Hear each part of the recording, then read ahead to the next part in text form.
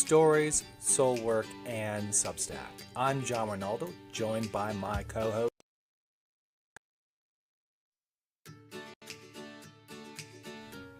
Welcome to Stories, Soul Work, and Substack. I'm John Rinaldo, joined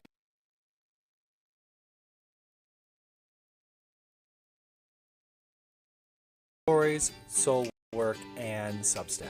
I'm John Rinaldo, joined by my co-host, Kaz in the World. Each episode we share real stories, honest conversations that connect us through creativity and truth. Before we begin, please remember our discussions are based on personal experiences and not a substitute for professional advice. Now let's dive in.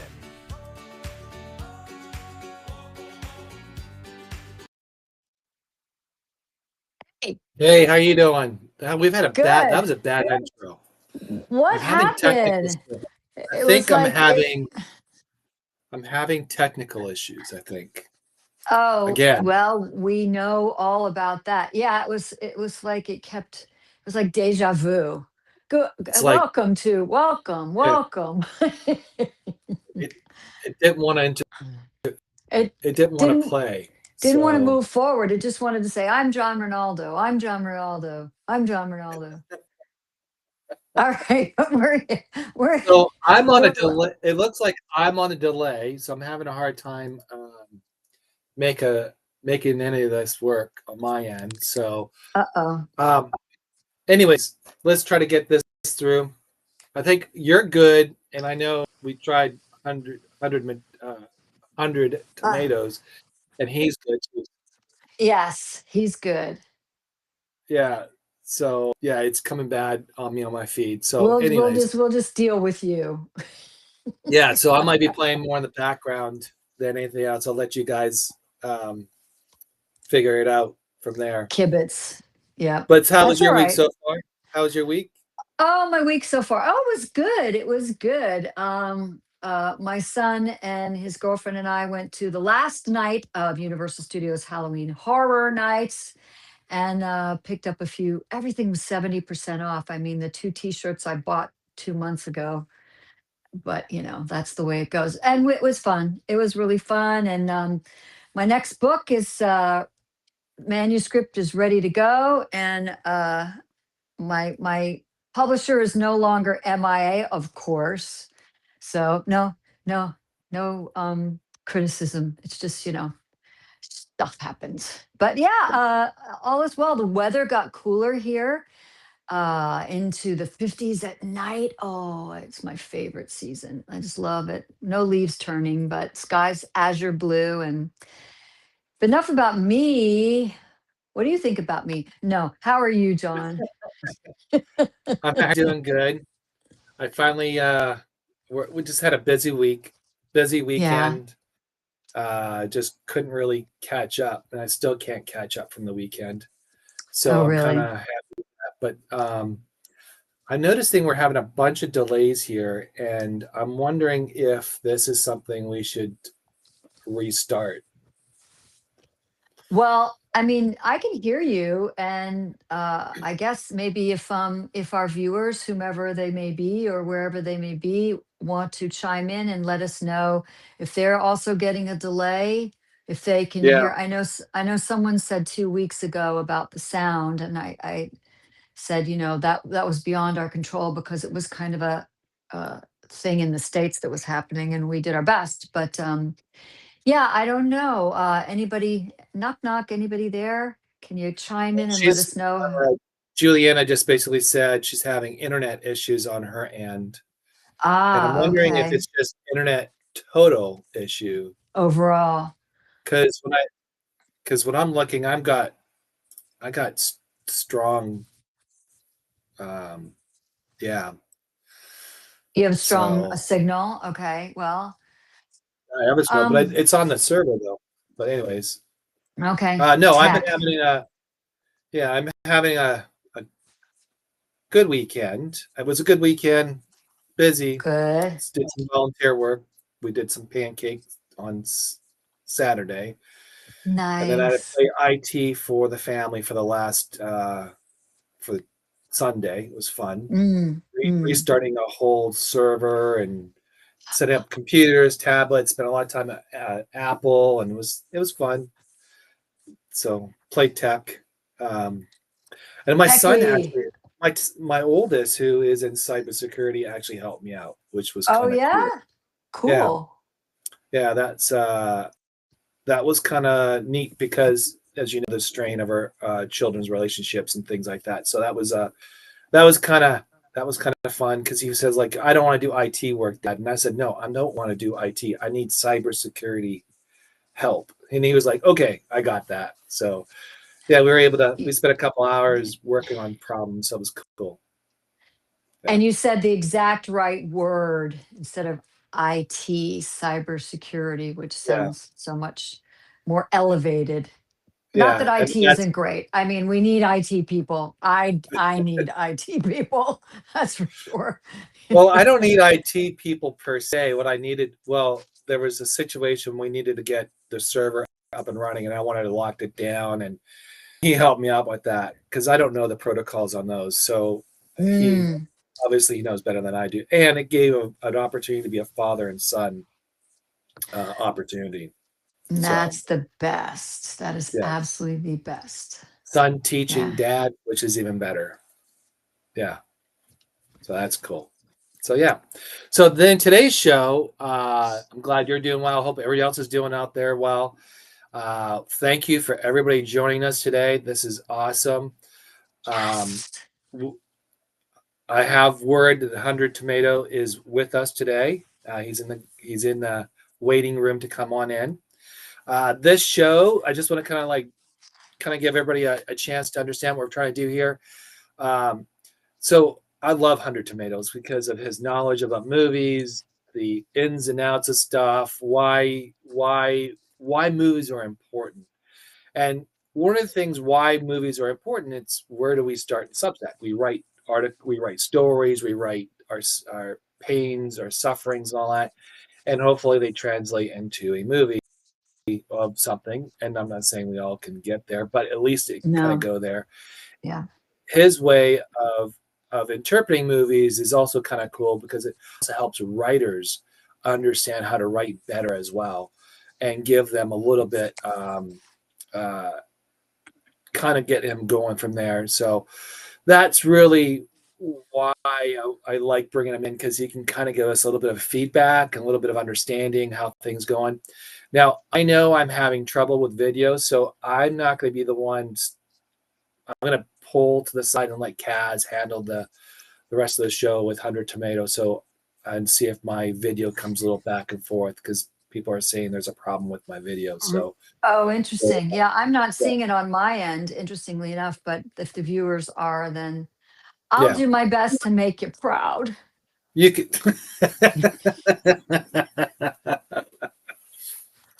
So well, without for me, because I've been a TV writer, I edit screenplays, I've been in films and television, so this is really close to my heart. I'm somewhat of a cinephile, so I will keep him very busy.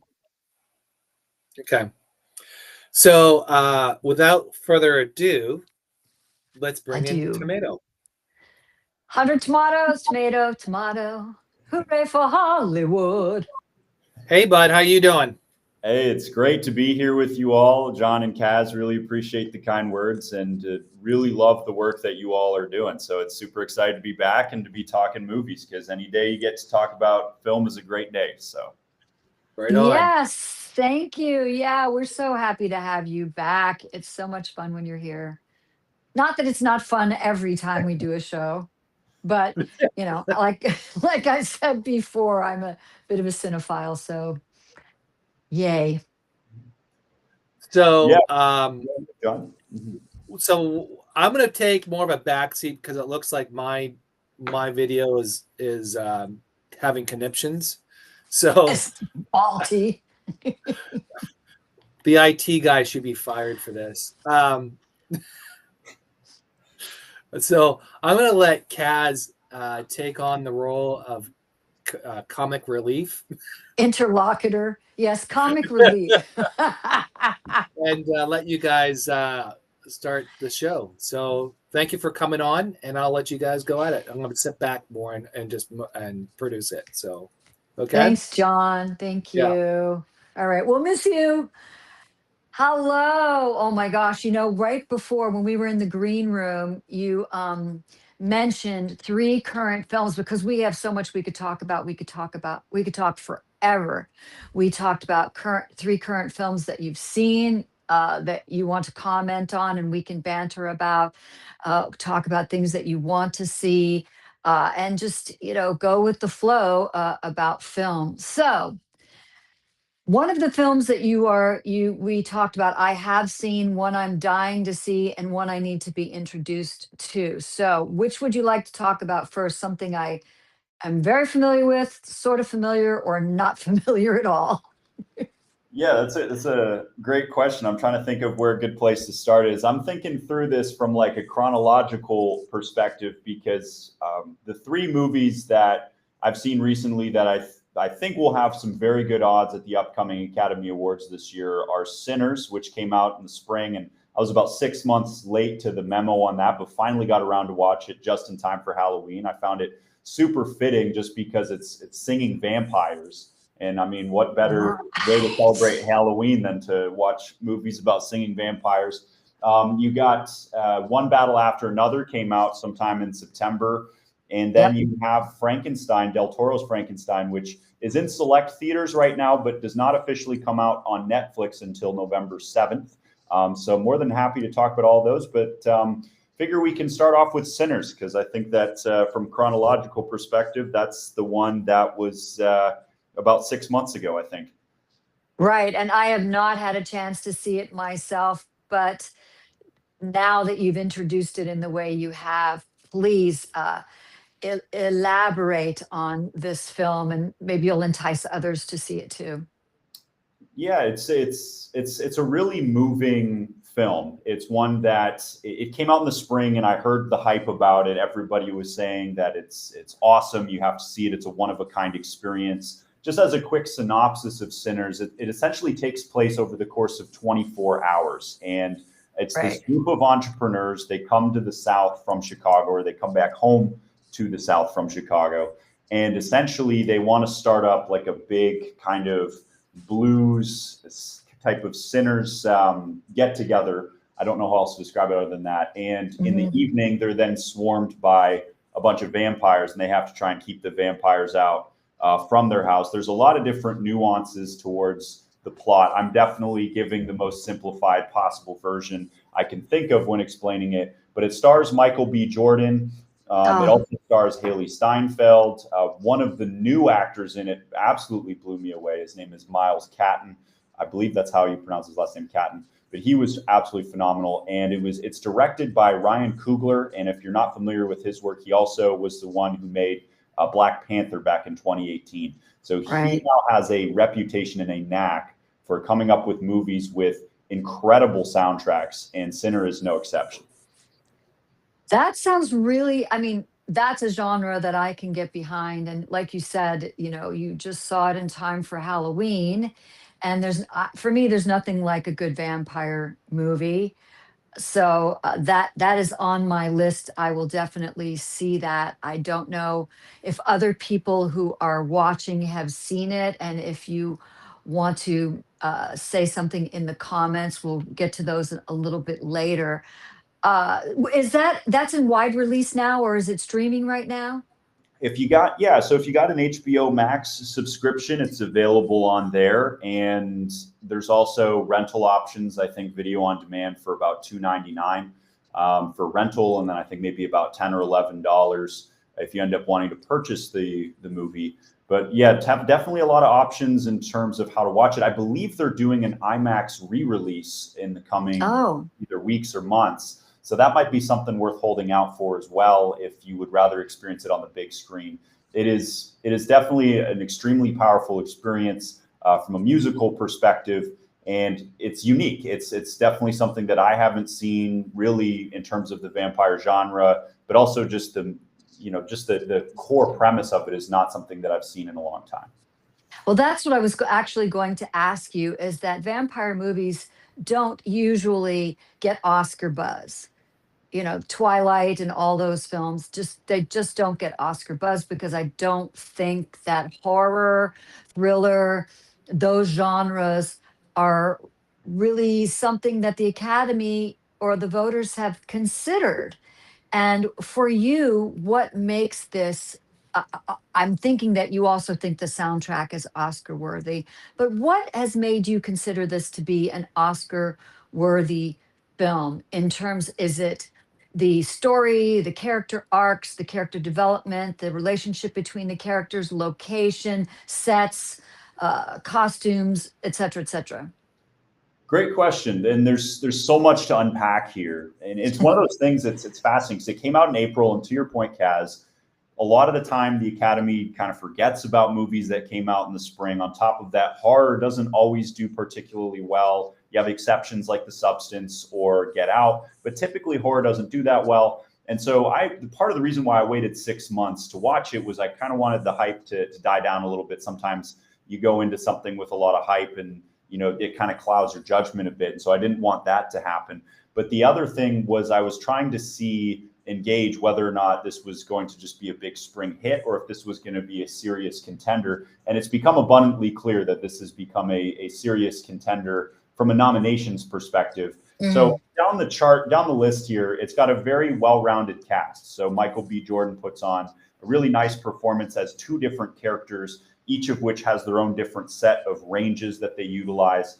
The music, like I said, is absolutely sensational. There's one musical number there in particular. It's a song called I Lied to You, and the scene behind it, the way that it's edited, the cinematography behind it, the musician's talent and the vocal range is great. Just all of it. I mean, just down the checklist, the sound, the editing, the cinematography, the way the song's written, since it's an original one that they made specifically for this movie, and even just the costume design, the production design, everything about that scene is one of my favorite scenes that I have seen this entire year, and one of the best scenes I've seen in recent memory over the course of the past few years. It's one that encapsulates just a beautiful message about the power of freedom of expression and how music especially desires that creativity that can really bring out the best in people. So that scene alone to me is worth the price of HBO Max subscription or a $3 rental. But really, there's a lot of different things. It's a very well-rounded film. Great acting, unique costume designs. You got some solid editing because they have to fit in so much over the course of 24 hours, and they managed to do so. The score is just next level. Ludwig Göransson, he's produced so many great scores over the years, and this one was one of my favorites of his. It's got like a bluesy undertone to it, bluesy kind of folksy undertone to it that you don't hear very often on the big screen. So all in all, Kaz, to summarize quickly, there's just so many different nooks and crannies within this film that make it so well-rounded and just such a compelling watch. One that definitely I think will get a lot of nominations during Oscar season. I predict at least 5, probably more. And Best Picture will definitely be one of them. Everybody remember that. He's predicting 5 and maybe more. So that'll be really interesting to see, especially in this particular genre. But Michael B. Jordan, come on. I haven't seen him do really anything any wrong. Yeah. That it was a solid cast with him taking the lead and a dual role nonetheless. And that's really difficult. That's not, playing 2 separate characters for an actor where you're having to split yourself in half. It's hard enough carrying a film with just one character. So having 2. Now, did you say where does this 24 hours period take place? I did not. I'm glad you clarified. So it takes place in the 1930s in Mississippi. Okay. So it's kind of a little bit of a period piece. So the costume design is more so directed towards that. So you have a lot of elaborate suits. You have a lot of elaborate kind of outfits that they wear in conjunction with the 1930s. And then so it's got this own, but it's got a little twist on it as well. So the cool part about the costume design within this movie is you can look at just about any character that you see in the background, and there's little nuances that you can pick up on, almost as if each character is trying to tell their own story, even if they don't have any lines in the movie. Wow, that's an incredibly concise statement, observation about this. It's making me want to see it more and more. I'm definitely going to see it as soon as I possibly can. So, okay, shall we move on, or do you have more to say about this film? Because I will certainly listen to more. You don't Sure, have yeah. to edit. Don't have to edit yourself. As much as you'd like to talk about it, you are Sounds great. welcome. Sounds great. Yeah, all in all, I believe I scored this about an 84 out of 100 tomatoes. I think most of those were pretty fresh tomatoes. So all in all, definitely would recommend watching Sinners. It's a unique experience with a ton of different components going to it. If I have one minor complaint, I do think that the director bites off a little bit more than he can chew in terms of how many different areas of society he wants to explore. He tries making some racial commentaries, religious commentaries, socioeconomic commentaries, and I love the bold ambition, but it does feel just a touch that he bites off just a little bit more than he can chew. Some of it goes a little bit over my head, but all in all, I mean, the acting, like I said, is great. The I Lied to You music number is phenomenal. Unique costume design, just a solid cast from top to bottom, and just a lot going for it, and just some really powerful messages about freedom of expression.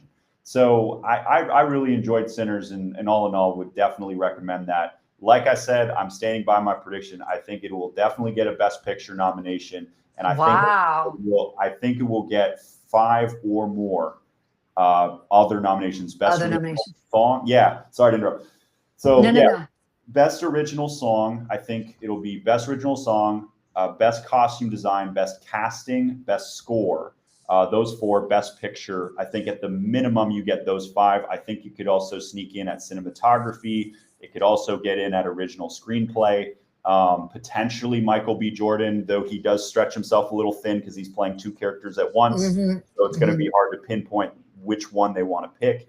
And then there might be a few surprises thrown in there too. I mean, I thought Miles Catton as a supporting actor, or even a main actor, depending on where they market him, he could potentially sneak in there as well. So a lot of good things to say about that movie. It's very well rounded.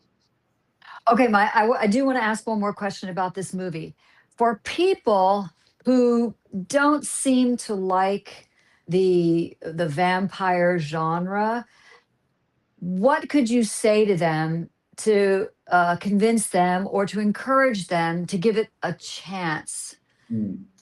Totally, yeah, it's valid. So the issue sometimes with vampire movies is when we think about vampire movies, maybe we think of something like Twilight, or we think of a very stereotypical vampire that basically just lives to attack Dracula. Yeah, exactly. Yeah, just kind of lives to attack people proactively. But the thing that I really liked about this twist on vampires, and why it doesn't even feel like they're vampires per se, it's just kind of what it ends up being, is most of the time I find it's the vampires are proactively attacking people, and then they're trying to run away and react to the situation. Whereas in this movie, it's a little bit more nuanced in that all of the vampires pose as just regular human beings with maybe something a touch off about them. And the thing that is fascinating is for these vampires to actually attack people in this, they have to be let in. Like there has to be some element of consent almost. So they're trying to enter into this kind of music, this blues club. And the only way they can do so is if the people in the club allow for them to come in. And so they try out a bunch of different techniques, all kinds of manipulation, all kinds of guilt tripping, different ways that they try to build common ground with people. There's romantic manipulation. And so there's all of these clever tactics that you see them use to try and get that consent so that they can come in and wreak havoc amongst people. And what I love about that is it's a great commentary on life in a lot of ways, because the reality is there's a lot of toxic people out there, but the only way they can actually be toxic towards us is if we let them into our lives. And so I love that take on the vampire genre that I had not seen before. And so if you're looking for something, if you're looking for a stereotypical vampire experience, you're not going to This get it. isn't it. But with this one, it's more nuanced and more unique than in the ways I've seen in past vampire films. I love what you said about toxic. Can you repeat that one more time? Because I think it's a very good point for cinema and for life.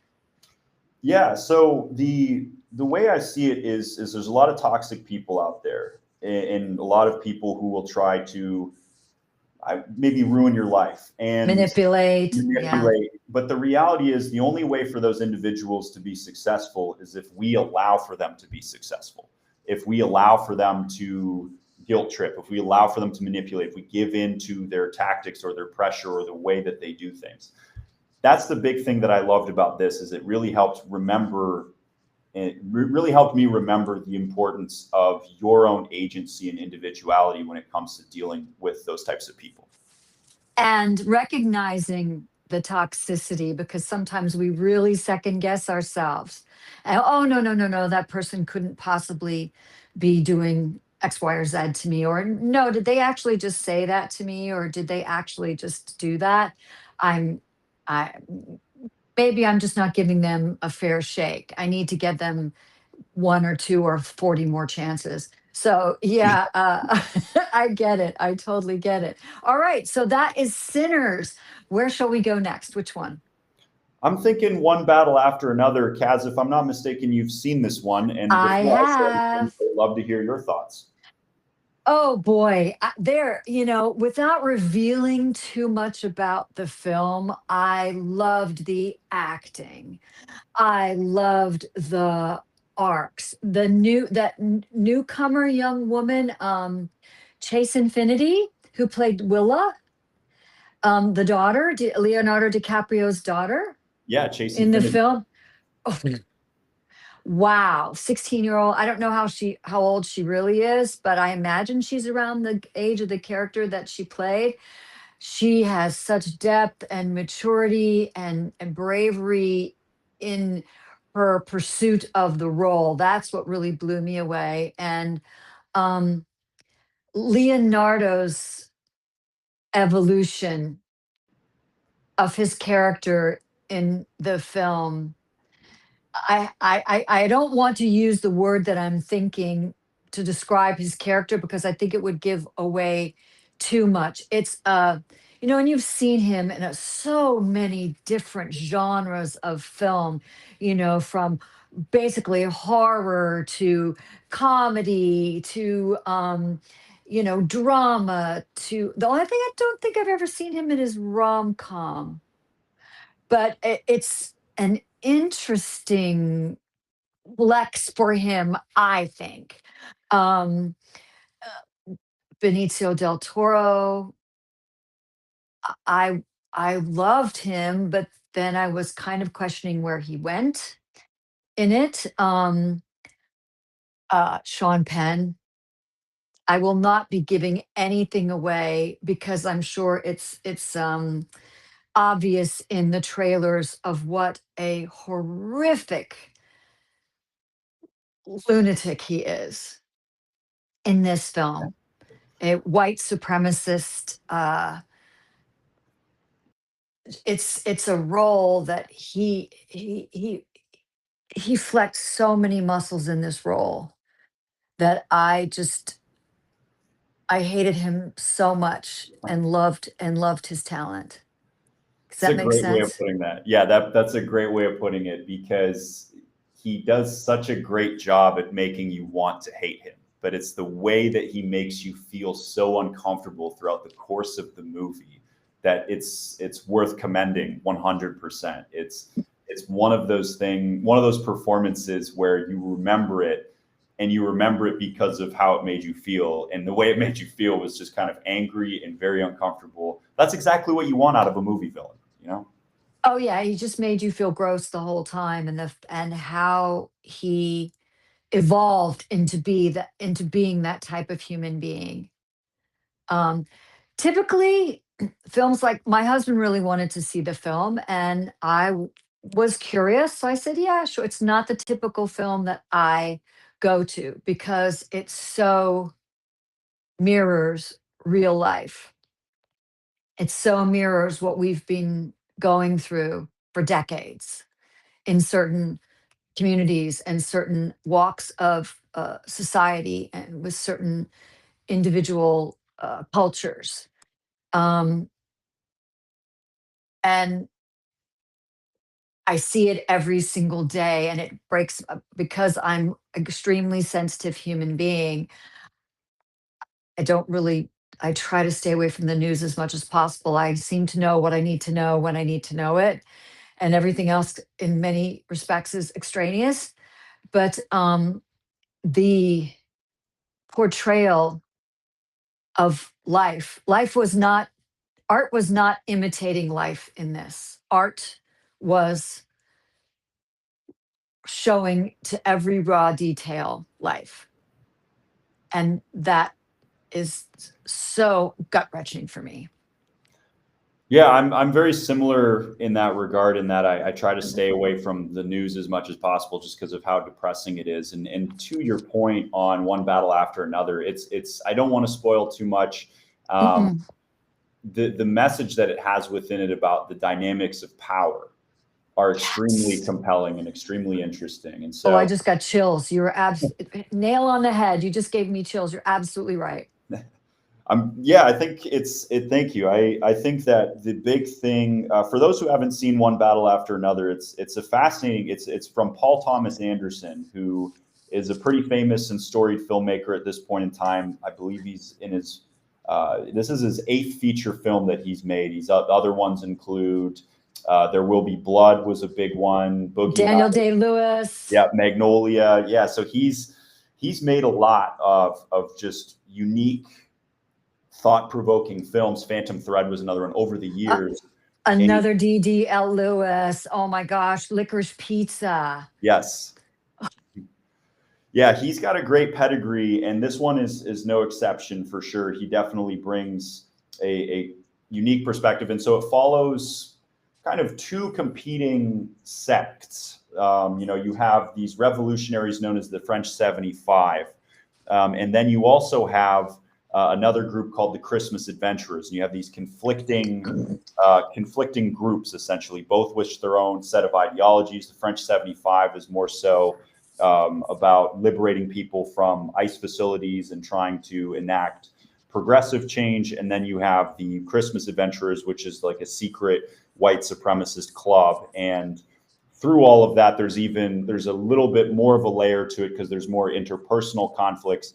So it's one of those films that definitely has a political tinge to it, but it's not one that is super in your face about it, because it's more so about a commentary on overarching power dynamics that enable the ruling class to continue to be the ruling class, and how revolutionaries operate and what some of their potential downfalls are. So all in all, I mean, I agree with everything that you've said, Kaz. From a casting perspective, this is just a completely star-studded cast. Everybody turns in such a dynamic, great performance. Leo's one of the best in the business, and he proves it with this exact film. I mean, the range that he shows from acting as a compelling, caring father to someone who's being, who's freaking out over a situation. He has to try and get this password correct because he's trying to save his daughter. He ends up Yes. 10 minutes to get that password correct. It was a whole thing. I mean, the way he sold the bombacity to that was just so fun to watch. And he knows how to captivate an audience extremely well. His range is impeccable. Definitely going to get an actor nomination there. Chase Infinity, to your point, was excellent in her ability to walk a fine line between being this strong, independent woman, but also this kind of bratty teenager.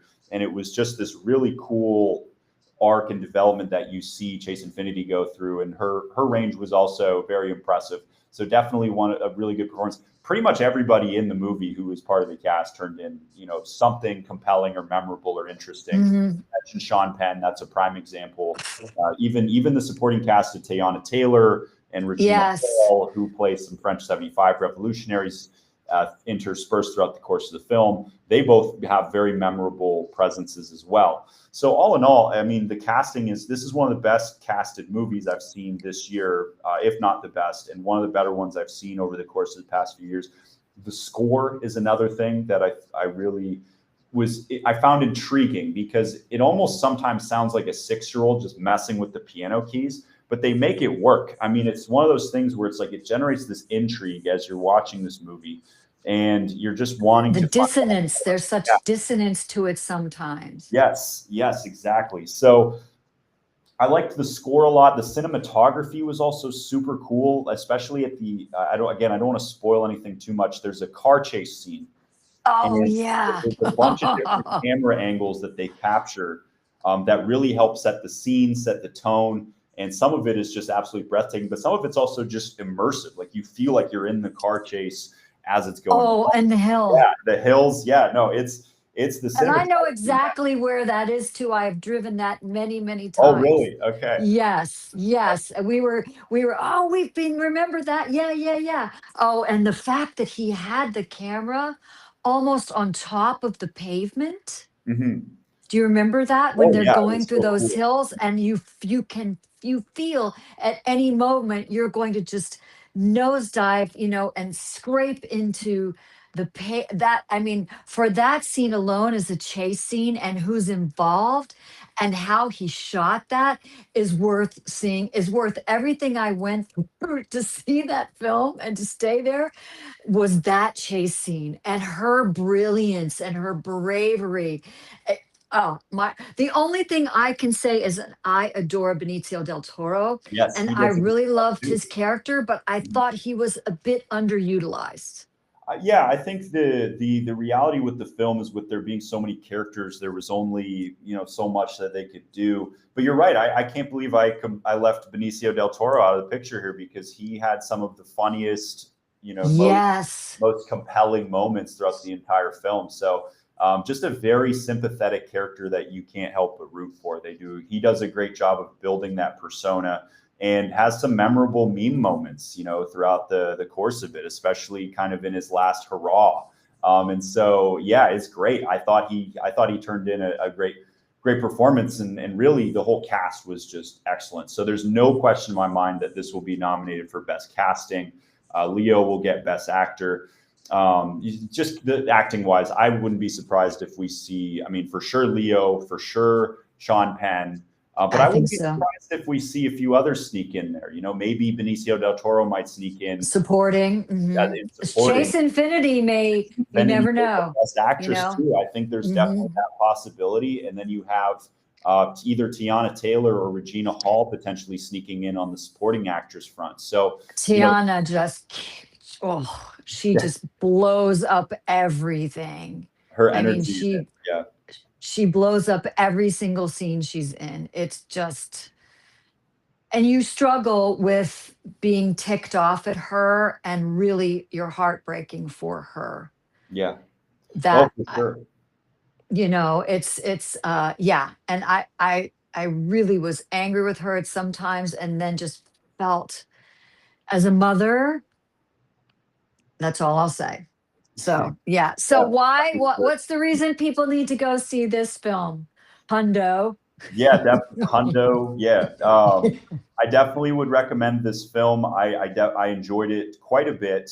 So there are a few things I would say. For starters, as we've talked about, the acting in this is phenomenal. So if you want to be immersed in some just really great, rangeful acting that draws you in, I mean, that alone is definitely worth the watch. It's got some unique commentaries on the nature of power that I think are really cool to explore, really interesting to explore. And just all in all, it's just a well-made movie from start to finish. I mean, it's edited in a way, even though it's 2 hours and 50 minutes long, it's edited in a way where it doesn't really feel like it drags, which is something that is always an impressive feat in filmmaking. Yes. So a lot of reasons to watch it, but all in all, I would say it's a unique thrill ride with great acting and some fun, moments, and as well as some really nice cinematography, music, and it's just a great immersive experience with that makes you think, and that's the most you can ask for. out of a good movie. So I believe for this one, I scored it 82 out of 100 fresh tomatoes. My only minor complaint was I thought that they could have built out a few more characters a touch better. I think that Regina Hall's character could have used a little bit more. To your point, they underutilized Benicio del Toro a little bit. Yeah. But all in all, I mean, 82 out of 100, very good movie. A very good score. And then I would say from a nominations perspective, it's a lock for a Best Picture nomination. It will contend to win. Whether or not it will, I don't know. But I think at this point, I don't know, but it will definitely contend to win the award for Best Picture this year. I anticipate at a minimum 7 nominations for this movie. You heard it here. You heard it here. What did you say? How many? Minimum of 7. So Sinners, I put the floor at 5. For this one, I put the floor at 7. 7. Well, we will keep an eye on that. Anything else you'd like to add about One Battle After Another? Those are the main things. I would say the big categories that we can really compete in for the upcoming Academy Awards would be definitely the acting. So Best Casting, Best Picture, Best Director. You also have Best Actor in Leo, Best Supporting Actor in Sean Penn, Best Cinematography. You have, I can't remember if I said score or not, but Best Score, Best Editing. And then I think you might even see a few others, some of the other members of the cast sneak in, whether it's Teyana Taylor, Hall, or Benicio del Toro, or Chase Infinity. I think you could Chase Infinity. Yeah. The record amount of nominations, I believe, is either 13 or 14. I could see this one, if the casting nominations go their way, I could see it getting 12 or 13 even. Wow. So. Yeah. All right. So that is One Battle After Another. Now, because I love this genre, I am a sucker for a good Frankenstein movie. Guillermo del Toro's Frankenstein with Oscar Isaac. That man can do no wrong as far as I'm concerned. I'm excited about this. Guillermo del Toro, Pan's Labyrinth, Hobbit, 5 Armies, Shape of Water. If anyone has seen these films, what did you think? Definitely worth watching. It's been a good season so far in terms of availability. So, I mean, to your point, Guillermo del Toro is a one-of-a-kind filmmaker with just such a unique mind in the way that he approaches films, especially from an aesthetics perspective. I believe The Shape of Water utilized the color green in probably about 100 different ways, 75 to 100 different ways. It was so impressive in that regard. And the score in that, and just, I mean, all in all, Del Toro's movies, when you go into that movie, you're going to immerse yourself in a unique universe. You may not You're on a ride. You're on a ride. Yep. You may not like the story, but you will at least be in a universe that feels immersive. And the other thing with Del Toro is so this movie Frankenstein, didn't premiere at the Toronto International Film Festival, but it was playing there, and that film without a doubt had the most buzz of any film that I heard about when I was at that festival, because really, I swear every day I had at least 3 or 4 people ask me, "Have you seen Frankenstein yet? Have you seen Frankenstein?" And so I had to kind of be the bearer of bad news because I wasn't able to get tickets for it. There were 5 screenings. They're all sold out. Everybody wanted to see Frankenstein. The People's Choice Awards at TIFF, at the Toronto International Film Festival, Frankenstein finished 2nd in fan choice voting next to Hamnet, which is coming out in Thanksgiving. So definitely a ton of buzz there. So I was intrigued. I wish I could have seen it at the festival. Didn't get a chance to. I did have an opportunity to see a press and industry screening of it, but it was also at the same time at the Smashing Machine, and that one had a ton of buzz at the time. So I ended up opting for that one. But luckily, I still got to see this in theaters. I would say from an aesthetics perspective, the world building is uniquely Del Toro and is so captivating. I mean, the production design, there's so many different locations that they use that are just built from scratch and just so detailed and intricate that it makes it just mesmerizing in a lot of ways. So the production design is excellent. The costumes are just on another level. I mean, there were more outfit changes than I can count. You had the Victorian era style costumes. You had, the hairstyling and makeup on the Frankenstein character, who had their own unique vibe and unique persona. You had, the list goes on and on. The costumes in it are just absolutely phenomenal. And just every single character, like there's never a point where you look at what a character's wearing and you're like, that's boring. Like it's just so vibrant, just so detailed, so intricate.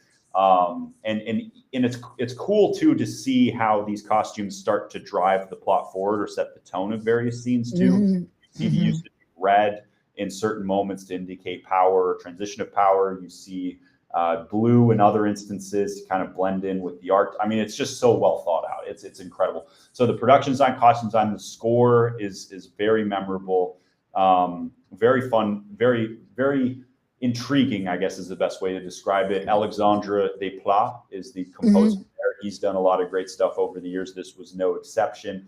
So the production and costume design are great. The cinematography, again, I feel like I've been talking about cinematography this whole time, and it's just so much good cinematography going on these days. But It's important. It great. makes or breaks it. They set so many different captivating scenes and moments. They have so much symmetry in the way they do things that I really enjoy. And you not only get a chance to appreciate the beauty of the locations very well through the cinematography, but all the action scenes they have do a great job at catching good close-ups while also creating scenes where you can get multiple perspectives. So all in all, aesthetically, this is a excellent movie. And it's just one that it's this universe that you just want to explore more of and be a part of. Another thing that is definitely worth a shout out is Jacob Elordi plays the monster. Yes. And he puts on a top tier performance. He has so much ground to cover throughout the film because he has to basically act as a monster who doesn't have rudimentary human functions and then has to grow throughout the course of the movie in a believable way. And he does so compellingly. So I thought Jacob Elordi stole the show from an acting perspective there. Oscar Isaac has his moments, his flashes of brilliance as well. But Jacob Elordi was the true star of this show in the way that he creates that character and really makes it his own. And the last thing on the aesthetics front, the makeup and hairstyling behind the Frankenstein character, along with the prosthetics as they're experimenting on various Frankenstein type creatures, just excellent work. I think if they're going to win any awards this season, it will be for that. Just so detailed again and just unique. It's unique. They put a twist on a movie that's had probably 900 renditions at this point. Oh, at least starting in what, the 20s? Yeah, I think. Yeah, exactly. Yeah. I mean, the first movie was in, I think, either the 20s or the 30s with Boris Karloff. But the novel itself was written in 1818. So you have all of that, plus the musical Young Frankenstein, which is always a fun. Always fun. Always fun. So, I mean, just the fact that he could create something like this that still makes it feel unique, despite it being such a long-standing story, is definitely worth praise. I thought the writing could have been a bit stronger. I think they could have built out some of the characters a little bit more, other than the main monster in question.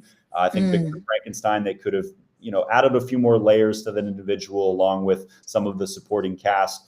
But all in all, definitely worth seeing. It's an immersive universe, and their take on Frankenstein is one that is definitely enjoyable. So I ended up giving that one I believe I gave it 77 very ripe tomatoes out of 100. I think sneak into a Best Picture nomination.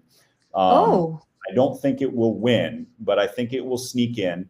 And I think that we'll see, at the very least, it compete in costume design, production design. I think it could sneak in as a score nomination and a cinematography nomination. So I'm anticipating a minimum of 3 nominations. I think that's the floor for this. I could see it maybe getting 5 or 6. Oh, you heard it here. 3, maybe 5 or 6. Well, when you talk a lot about the cinematography, and I think with Del Toro, what strikes me a lot is how he lights a set and his use of lighting and dark and light and shadows. You talk about color, but just the simple fact of such attention to detail of lighting. And I think that when people go and see a film, that what we need to understand is the score, of course. I mean, what would Psycho or Jaws or anything be without the music, right? That da da da da or that but he paints with the lighting like these people who write this, these composers write the scores, and that is so impactful for the viewer, because if he had chosen different lighting palettes or different lighting schemes, I don't think it would have the impact. Uh, and this is in all of his films. It's not just in what I've seen from this film, but I mean, for someone who looks at the acting and then the score and then the sets, but to me, for me to feel that the lighting and the use of lighting is so impactful means it really has made an impression, and I want people, if they can keep it in the back of their mind too, when they're being immersed in a film like this, to give a make sure they take a look at the lighting and how it's being lit and how they feel about it and how it is what visceral emotions they're having from the lighting that they're being exposed to. I love that observation so much, and this is definitely something that rings true in Del Toro's Frankenstein, because there's such a creative use of lighting in various scenes. There's this immaculate window that is used in Frankenstein's tower as he's experimenting and trying to make this piecemeal human come to life.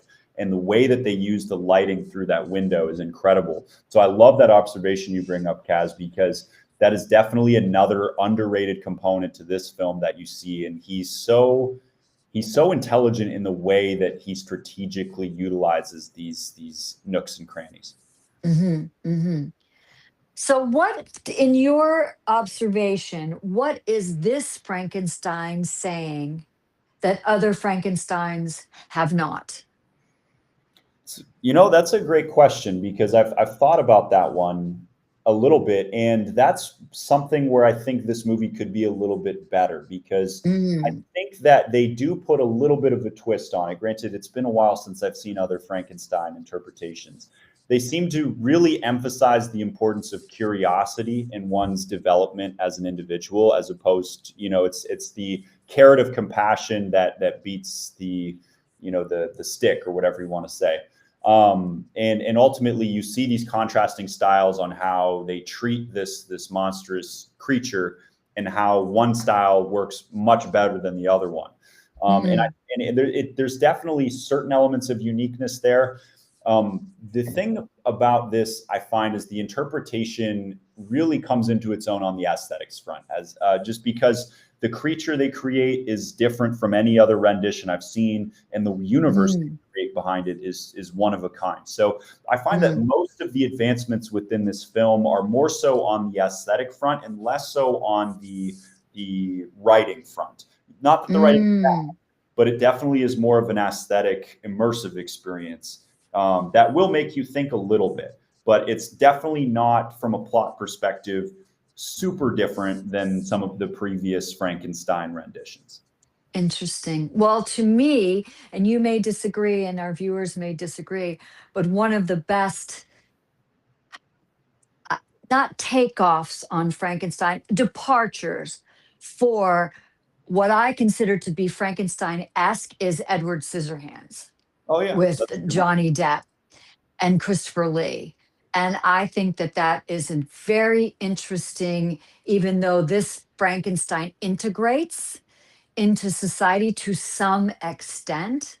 I think it was one of the most, I mean, come on, Tim Burton. He's so expansive in the way he thinks, but Yes. I feel it was a very unique take on the theme of Frankenstein, a departure of Frankenstein. Well, I'm still going to see the film, of course, because a 77 for me is, and I would like to see it in the cinema, because there are just some films that are, and we can get into talking about that further if you'd like. There are some films that are must sees in the cinema, and I don't go to the cinema a lot. Um, and I got out of it because of the pandemic, and then it became so easy because I have a very big screen TV in my home and a watching room. So other than being with other people in the cinema, which I don't need because I will cringe and laugh very readily and easily without anyone having to kind of prod me to do that.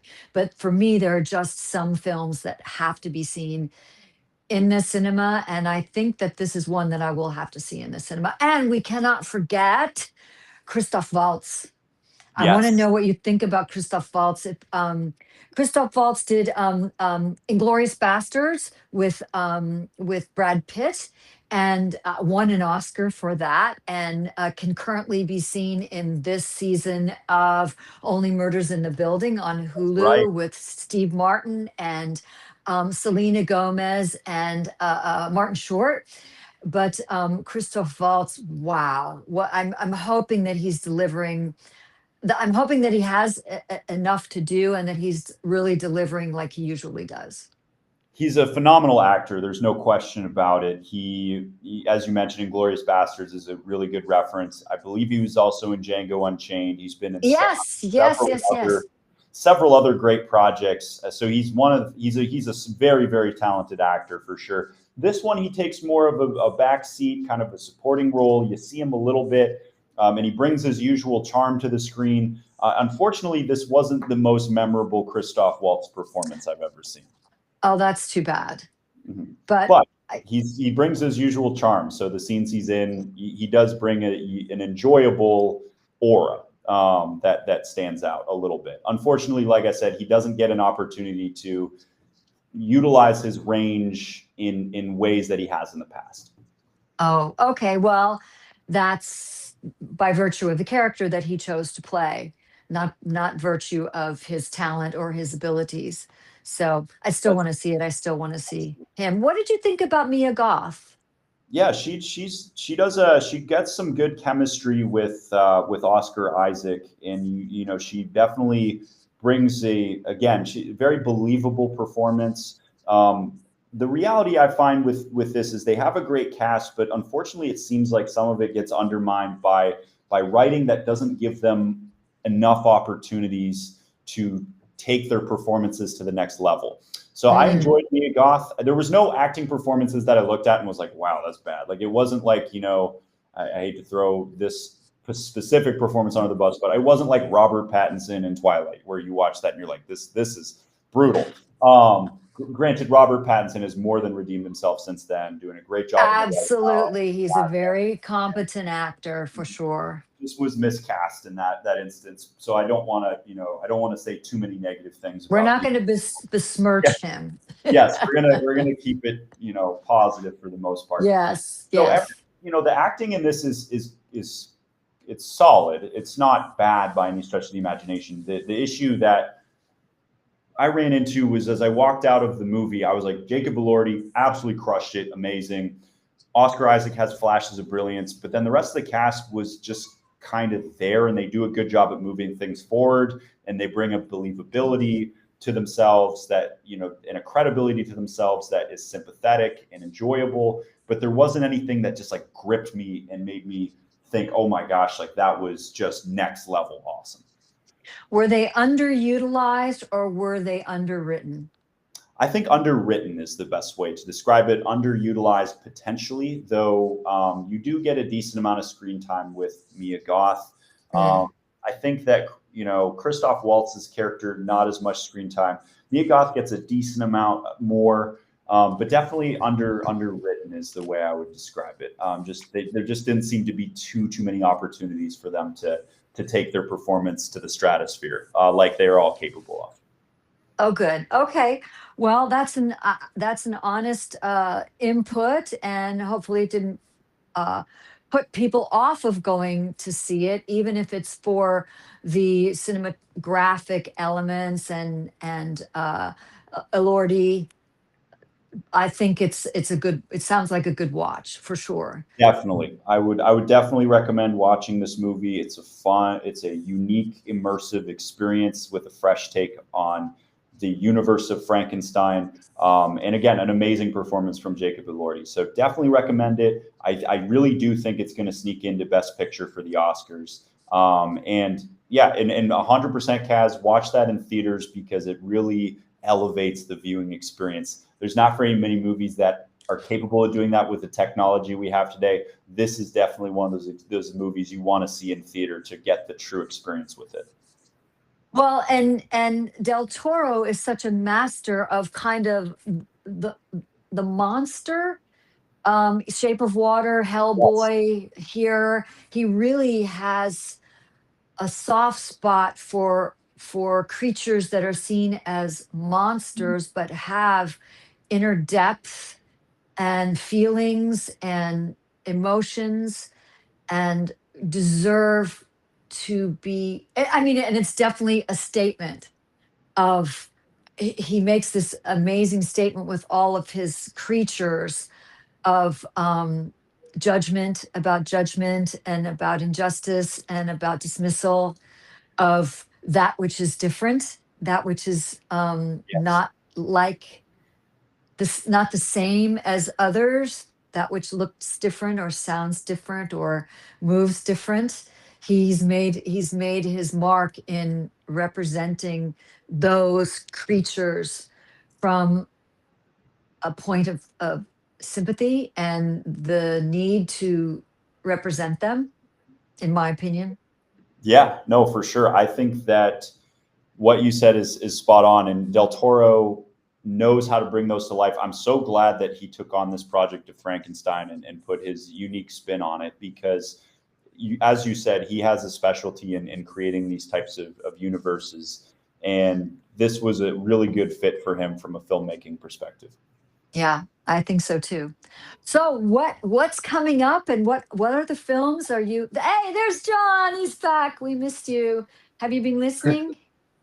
Yeah, I've been listening. It's been really the quality is pretty bad. So Oh no. It's too yeah, bad. yeah. Yeah. John, I think you said tomatoes are proof that red flags can still be delicious. That's love. Yeah, definitely some truth behind that one for sure. Definitely some gaslighting going on too. The only fruit that's been gaslighting us for a few centuries. Absolutely could not agree more with that sentiment. Oh my gosh. But we're proud of it as tomatoes. So. You guys are So paying attention to chats, I see. well, we're Little bit. trying. I haven't looked at oh, you mean chats. Oh, here we go. Hold on. No, in the chats, I've been playing around with Oh, people. Yeah, yeah. okay. That's great. Um, Oh yeah. Okay, there you go. I just saw it. Okay. Proof that red flags can still. That's hilarious. No, I've been too engrossed in chatting with Michael to actually I'm sorry, looking at the comments. It's just something I could immerse myself in for days. So Mhm. as I said before, John so rudely interrupted. Kidding. What else would you like to share? What other movies that you feel are getting buzz and you would like to bring to our attention? Sure thing. There's a lot coming out this year. This is a strong year for movies. I didn't say that last year. There's a lot of unique content coming out over the next few months. So I'll just list off a few that have stuck out to me, that are on my radar. One of the big ones, of course, is Wicked, the part 2 to that, coming out on November 21st. The first part was, I didn't like how they split it into 2 parts, but the first part was extremely well executed. And I see no reason why this second part wouldn't be. So definitely, if you like musicals, if you like Wicked, highly recommend putting that one on your radar. A few other ones as well. Tonight, I'm actually going to go see a movie called Begonia. It is directed by Yorgos Lanthimos. It's starring Emma Stone and Jesse Plemons. Yorgos Lanthimos always brings something eccentric to the screen, so I'm curious. Really eccentric. And this is not the first time he's worked with Emma Stone, is it? It is not. No, the second time in a few years, actually. Yeah, because they worked together on Poor Things back in, I believe, 2023-ish. So yes, that's on. I'm seeing that tonight. I'm curious how that one's going to go. A few other ones. There's one called Sentimental Value that's coming out. It should be out this weekend. That one has generated a ton of buzz around the world. I don't quite know the premise of it, to be honest with you, but it has a great cast, and everything I've heard about so far has been nothing short of incredible. It won the Palme d'Or at the Cannes Film Oh, Festival. wow. So definitely be on the lookout for that. A few others to look out for as well. There's another one coming out in December called Marty Supreme. It's with Oh, Timothée yeah. Chalamet. I don't know why, but Kevin O'Leary. Curious how he's going to perform. But anyway, that one's coming out in December. It's a ping pong movie, so I can't remember the last time I've seen a movie like that. Since No. probably Forrest Gump would probably be the last time I've seen a ping pong movie. Oh, But yeah. and then the other one, two other ones to be on the lookout for. So one coming out in mid-November on the 14th on Netflix. It's called Jay Kelly. It's with George Clooney and Adam Sandler. It's directed by Noah Baumbach. It's kind of a biopic of this fictional actor who's trying to struggle with this existential crisis. And then the last one to turn your attention to, I would say, I'm kind of jumping all over the place here, but the last one I would say to turn your attention to is it's called The Testament of Anne Lee. So it's a musical starring Amanda Seyfried. That should be coming out in December or January. And I believe it's the woman who directed it, her husband directed The Brutalist. So it's this kind of power couple of directors. So all in all, a lot coming down the pike. Those are the main ones I would say. And yeah, I'm curious how Begonia will go, and I'm also curious how the listed will go. Begonia is the one I have my eye on because Jesse Plemons and Emma. But the premise, which I'm not going to be telling tales out of school of, she's a mover and a shaker. She's, I think, a billionaire, a business person, and she's kidnapped, and he accuses her of being an alien. So that is wow.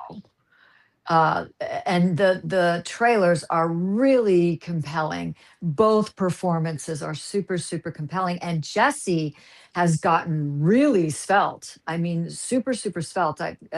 For years and years, he was more on the chunky side. And now he's in this greyhound phase of his life, which gives him a real kind of more, I don't know, not to say hungry, but it gives him that more gaunt, intense kind of look to him. So that will be, and Emma's known, like you said, Poor Thing, and then she did The Favorite. She's known for these characters that are a bit off the beaten path. Yes, I would agree 100%. She's taken that kind of turn in her career, and it's been interesting to see for sure. She has 2 Best Actress trophies to her name, and who knows, maybe a third one's on the horizon.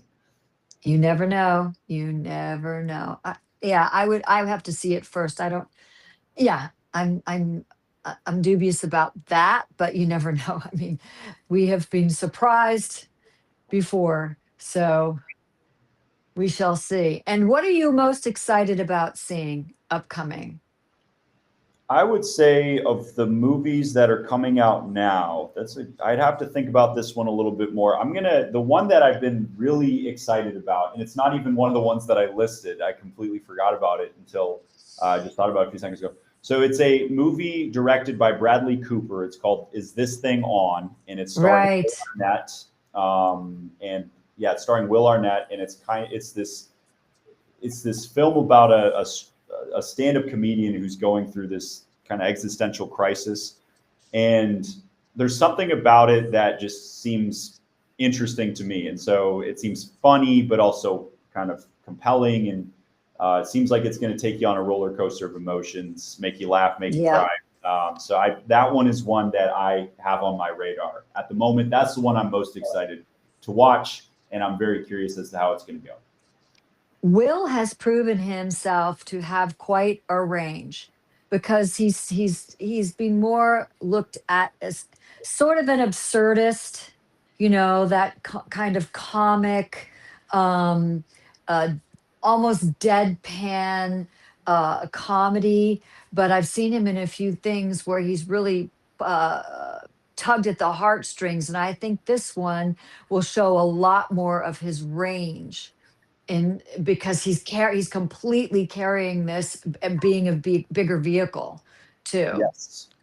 Yes, I'm excited because I think this is a great opportunity for him to really showcase his acting chops, and he's a very funny, talented individual, and I believe a proud Canadian too, if I'm not mistaken. Proud Canada, oh Canada, Blue Jays. Anyway, Oh, enough of the Blue Jays. uh, I didn't want to bring it up. I saw the game. It was gut wrenching.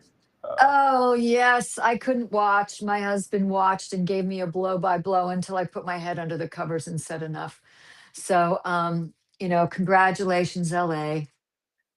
But okay, John, have you seen anyone on any questions from our viewers of for No, not really. 100? Not really, but they've If anyone has any questions, they're welcome to put them in the chitty chat. Uh, one battle after another. Oh yeah, who's somebody? Okay, yeah. John, you have anything to add, subtract, comment? You're doing a great. I mean, I know this is your genre. I know you love doing this, and it was kind of neat to sit back and watch you guys talk because you were going all over the place. Well, not all over the place, but you were really engaged and into that. So it was good to listen to the conversation. So yeah, it was good.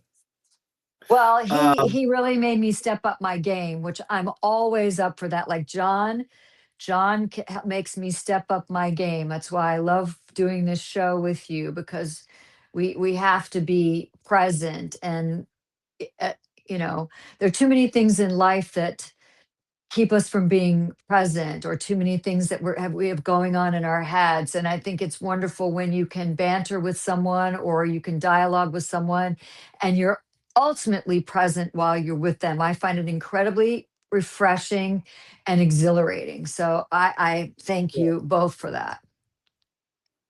so 100 tomatoes. So what's your next step here? What do you plan on doing?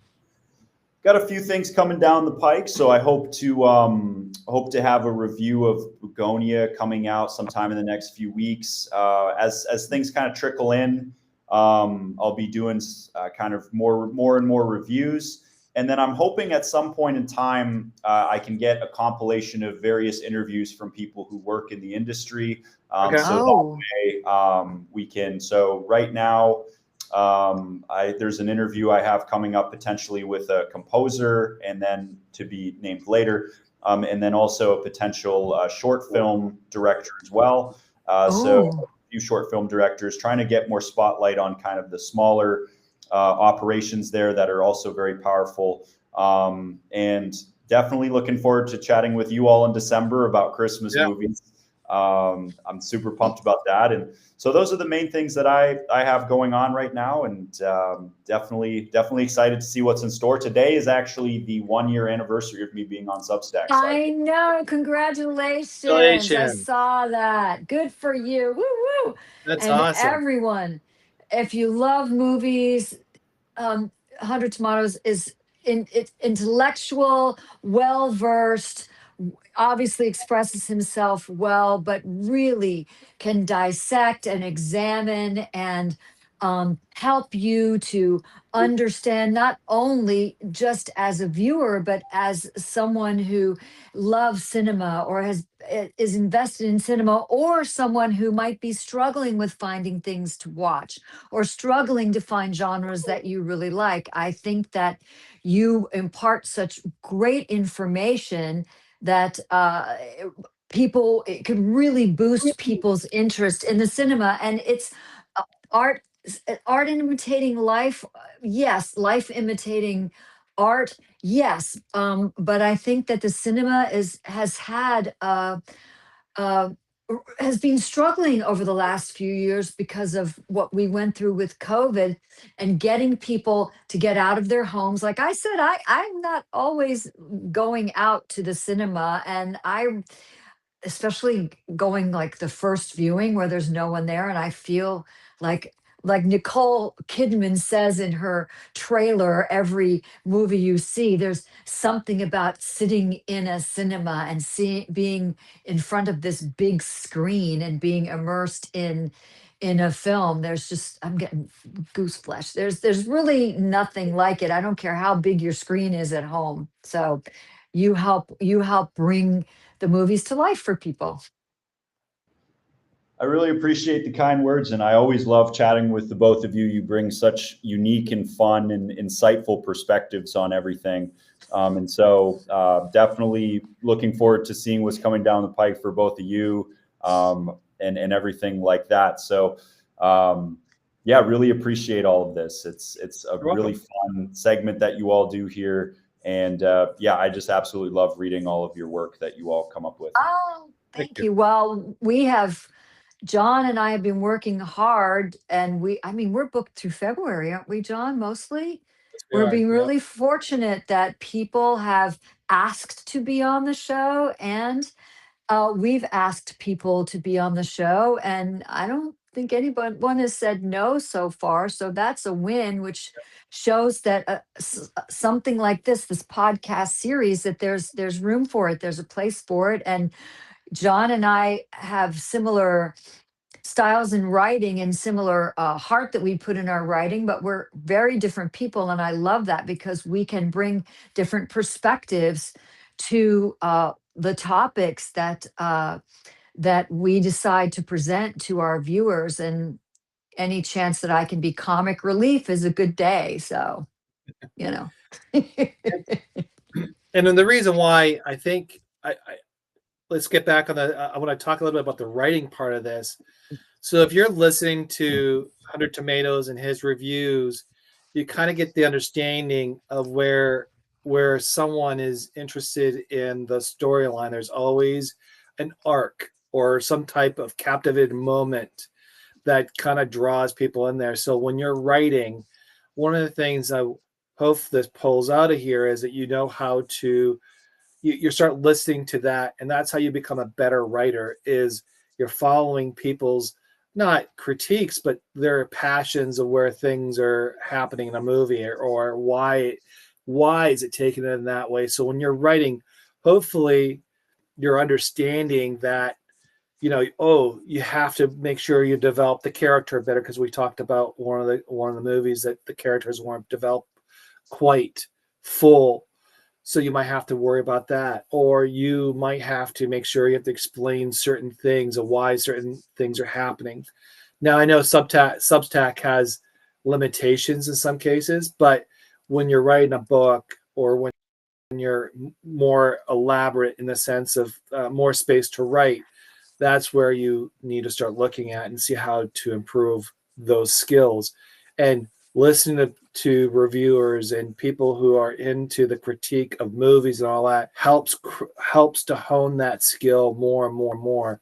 And you get a lot better as you write, because now you're understanding how storylines developed. And the way you understand that develop is understanding how movies are made, how people critique them, and that's how you become a better writer overall. So Well said, John. Very well said. I would be curious to know if you have ever reviewed a film and someone involved with the film took exception to what you had to say. I mean, kind of like an Under the Tuscan Sun thing with Diane Lane, where she reviewed books, and she found out that her husband was cheating on her because someone who she gave a bad book review to had seen her husband with someone else, and at a party just casually dropped that into her lap, which changed her entire life, eventually for the better. But has that ever happened to you? Thankfully, not yet. It's a big reason why I go under this 100 Tomatoes pseudonym, is because if they get mad for me criticizing something, then they're just getting mad at a bunch of tomatoes. And so it just looks kind of weird. And so for me, that's part of that's the main reason why I don't go by my name or anything like that. So I can just kind of speak freely. And if they get mad, they're getting mad at something. George Costanza, that's who you are. Yeah. They're getting mad at pasta sauce. Yeah. They're getting mad at, I think, John, you Potential described it pasta best, sauce. a conglomerate of tomatoes that look like they've gone through a rough marriage. I think you put that line in your spotlight of my page a few months back, and I loved it. Oh, that's hilarious. So no, luckily, Kaz, I haven't had anyone come after me yet. I will say I was a bit critical of the Harry Potter films earlier this year when I rewatched them. I enjoyed them, so don't shoot me. I enjoyed them, but there was definitely some components of it that needed to be criticized. And I lost my fair share of subscribers through that. So nobody directly confronted me, but I lost a few subscribers just by. No, that's too bad, because I absolutely adore the Harry Potter series. I probably watched it dozens of times in its entirety, but as time goes on and I see them completely and more fully, I don't, this character, the development of this character, there's a cohesion problem here. I don't like how, even if I love a film, I'm not, I don't shy away from, watching it with a critical eye. And I don't think that because you watched it with a critical eye, you're saying, Harry Potter, screw you, Universal Studios and Harry Potter, they've already made their billions, or J.K. Rowling or anything like that. But I think we have every right. And you, as what you do, and being very astute and educated and knowledgeable and critical eye, you have every right to dissect these films. Yeah, my take is I didn't like Harry Potter, just by the way. I hated it. Oh, well, boring. I thought it was boring and stupid. Well, tell us really how you feel. I thought it was just no. Now don't get me wrong. I went to the train station where it had the magic door in London. What's it called? 9.5? Was it 9.5? 9.5, yeah. Platform 9.5. 9 and 3/4. So I was there. 9 3/4. That's it. 9 3/4. So yeah, no, I thought I really thought it was a great storyteller in the sense in the book, but I think when I went to the movie theater, I thought it was a little bit too, I don't know. I didn't like it. Did you read the books? I read some, yeah. I read them But all, and there's stuff missing. There's definitely stuff missing. But I wasn't really that was just, but that's not my job. That's not me. I'm more into the adventures and history and things like that. So, I like to be Fantasy challenged. is not for everyone. Fantasy is not for everyone, except at Epic at Universal Studios. They have the entire Ministry of Magic.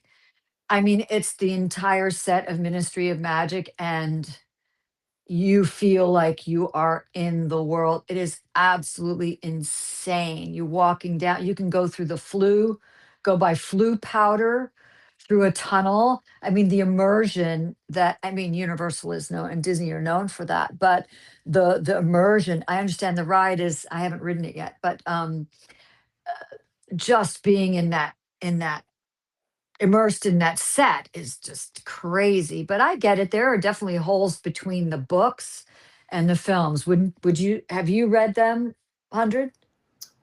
I've read the first 3 books. I didn't end up getting around to reading the rest. I've talked to a lot of Harry Potter fanatics who have told me and have broken down to me how much better the books were than the movies. And so I definitely have come to appreciate that. All in all, the way I see it is if Universal Studios or Alfonso Cuarón or whoever, all the directors for David Yates, Chris Columbus, if they have issues with what, Rotten Tomatoes' father's, cousins, brothers, nephew's former roommate has to say about their movie, I feel like, they need to get a life. So, I think that the way I see it is, so I think at the end of the day, I think at the end of the day, I enjoyed watching them, but the thing for me is when I write these things, if I just wrote, if my Substack newsletter just said Harry Potter, I had fun watching this post, no one would read it. So I have to a little bit more. So that was part of the reason why I was a little more critical of those. And it again, nobody really cared. It's all in good fun. Everyone's having a good time. But it was interesting to see, after I believe the third Harry Potter movie that I reviewed, I think it was I was reviewing the Half-Blood Prince, and I'm pretty sure my subscriber count dropped That's the fourth. by about 10 to 15 people by the time I about an hour after it published. I wouldn't worry about that. I wouldn't worry about that. My fart story lost a few subscribers as well. Oh, I got them all back. I got new subscribers, so it wasn't a big deal. See, they're more where that came from, and but I had a fart story that I posted, I think last week sometime. I thought that was funny, John. I thought that was. Now that you mentioned it, was pretty funny. That was funny. Some people found it to be offensive, so I was okay, whatever. Why? Yeah. Because you said fart. You didn't say pass. You didn't say pass gas. You didn't say poof. You said fart. I mean, come on. Where are we? Grade school? Seriously. They went. But okay, whatever. Ever since I've been writing, I've been in this conversation in the last week with someone talking about, writing things and going over and over and over and over them again in your mind. I know a screenwriter who I've been editing some of his screenplays, and then he's taken it to other people for feedback, and they're giving him feedback, and he's rewriting. And I'm like, if you never lock it, because I'm telling you what will happen is somebody will love it and they will buy it, and then they will rewrite it for production. So if and people are extremely attached to what they write, and I get it, but if I don't, gestate the poem, deliver the poem, and then send the poem on its merry adult way, and I don't look back at all. And that's just me, because I know people that just babysit what they write, and then someone says something and 80 people have said something fabulous and one person has said something awful, and it ruined their whole day. So I can't remember the stories I wrote. You understand, I'm scheduling way in advance. Well, you're so prolific. What happened to the posting 3 times a week? Well, I'm going back. I am going back to 3 times a week in the new year, but currently it's still scheduled out the way it is. Oh, that's right. That's right. Yeah. And I'm like, I don't remember some of the stories I write because I'm so because you're writing to write, right? And so I had to go back and listen to my writing, and I'm like, oh, okay, now I remember I wrote that. Sometimes I don't remember.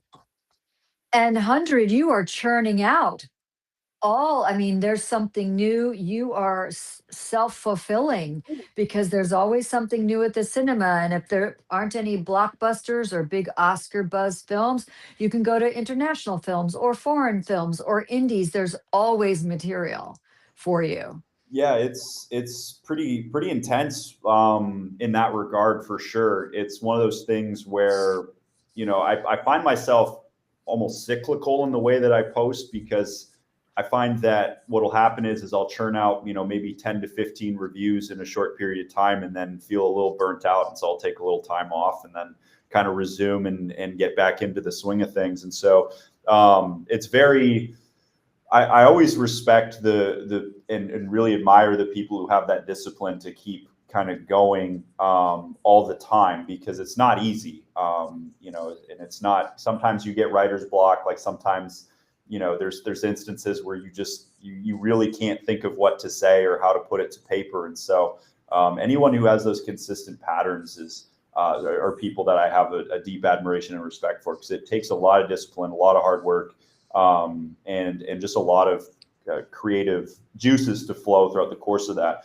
And so, the thing about movies, like you said, Kaz, is it's endless. I mean, if I really wanted to, I could put out a review a day. It would be completely insane, but I probably could.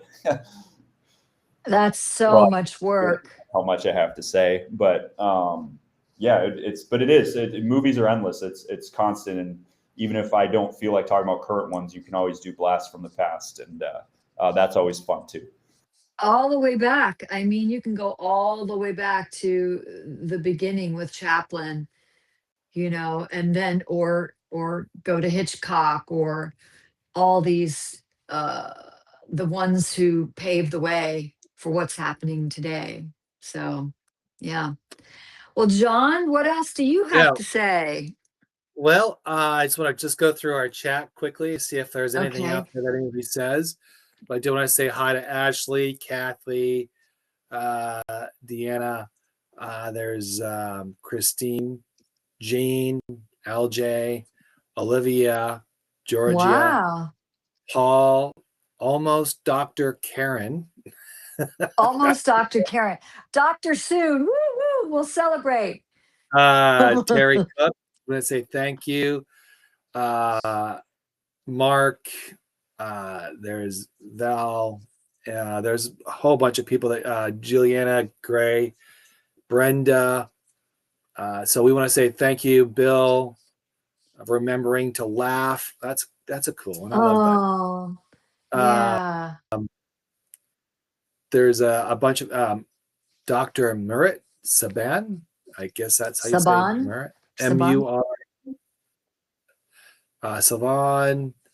There's Randall, Dell, Kevin. So yeah, we want to say thank you to. There's so many people that just and thank you very much for your Thank you. time. And Yeah, we really appreciate it so much. I know so many people. Well, I really appreciate you, but we couldn't be here unless if without you, because we would just be talking to ourselves and recording and just sticking it on YouTube, I guess. But yeah, yeah, if it weren't for you and wonderful guests like 100, we yeah, we wouldn't be a show that is growing every single week. And that is incredibly encouraging and exciting and makes me want to work harder. Even when I don't want to, I will because because I like it. I like it. 100. Hey, we appreciate your time. Thank you very much. We'll look forward to your next month. Hopefully, my internet stuff is finally over by then.